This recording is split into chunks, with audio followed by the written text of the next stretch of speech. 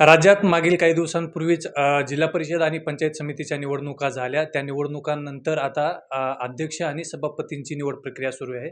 परभणी जिल्ह्यातले जिल्हा परिषद आणि पंचायत समितीची निवडणूक झाली होती. त्यातल्या गंगाखेड पंचायत समितीमध्ये अवघ्या 25व्या वर्षी निवडून येत मनोज मुंडे यांनी सर्वात तरुण म्हणून उमेदवार म्हणून एक संधी त्यांना प्राप्त केली होती आणि त्याच्यानंतर आता भारतीय जनता पार्टीनं त्यांना गंगाखेडच्या पंचायत समितीपदी निवड केलेली आहे.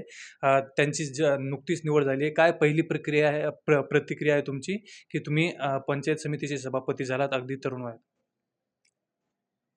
एवढ्या कमी वयामध्ये आमचे सर्व आदरणीय रत्नाकररावजी गुट्टे साहेब यांनी मला अकोले पंचायत समिती गणातून तिकीट दिले आणि तेथील मायबाप जनतेने मला निवडून आणले. त्याबद्दल जनतेचे आभार. आणि रत्नाकररावजी गुट्टे साहेब यांनी मला अवघ्या 25व्या वर्षी तालुक्याच्या राजकारणातील सर्वात मोठं सभापतीपदी विराजमान करून जी संधी दिली, त्याबद्दल मी आदरणीय साहेबांचे आभार व्यक्त करतो.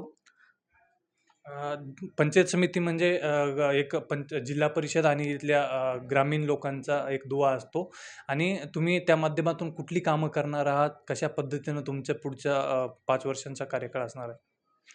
जे काही आपल्या पंचायत समितीमार्फत कामं करता येतील, आता ग्रामीण भागातील मुख्य अडचणी, ग्रामीण भागात घरकुलाची योजना असेल, रस्त्याची योजना असतील, पांदण रस्त्याची मुख्य योजना आहे. म्हणजे शेतात जायला प्रत्येक नागरिकाला अडचण आहे, त्यासाठी पांदण रस्ते बनविण्याचं आमचं ध्येय आहे. त्याच्यानंतर घरकुलाची योजना आहे.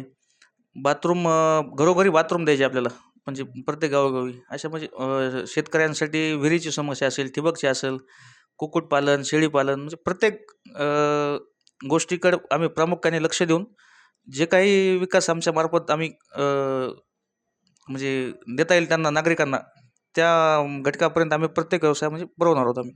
आज बघितलं तर केंद्र सरकार असेल अथवा राज्य सरकार आहे, हे भारतीय जनता पार्टीचं आहे आणि तुम्ही भारतीय जनता पार्टीकडून निवडणूक लढवली. एकंदरीत संपूर्ण निवड प्रक्रिया कशी झाली?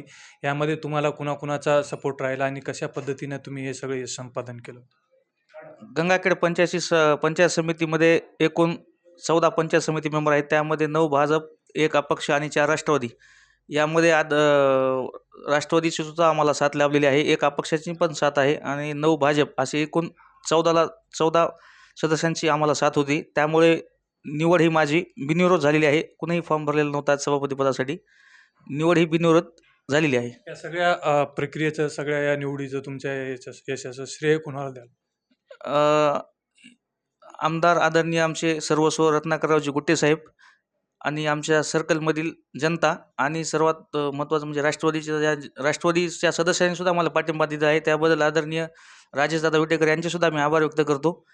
आणि सर्वात महत्त्वाचं म्हणजे आमच्या सर्कलमधील जनतेनं जो विश्वास दिला मला अवघ्या 25व्या वर्षी, त्याबद्दल जनतेचे देखील आभार व्यक्त करतो.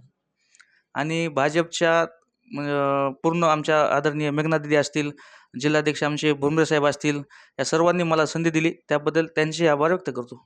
खरं पाहिलं तर ही पंचायत समितीची निवडणूक जी झाली, त्या निवडणुकीमध्ये सर्वात तरुण उमेदवार म्हणून तो निवडून आला. सोबतच इथले आमदार जे आहेत रत्नाकररावजी गुट्टे असतील, सोबतच भारतीय जनता पार्टीचे जे स्थानिक पातळीवरचे नेते आहेत, यांनी एक तरुण नेतृत्वाला संधी दिलेली आहे. ज्यामुळे इथल्या गंगाखेड तालुक्याचा विकास होण्यासाठी एक आशा निर्माण झालेली आहे आणि ती आशा नक्कीच पूर्ण करणार असल्याचा विश्वास गंगाखेड पंचायत समितीचे नूतन सभापती मनोज मुंडे यांनी सांगितलं आहे. राजेश लटपटे, परभणी.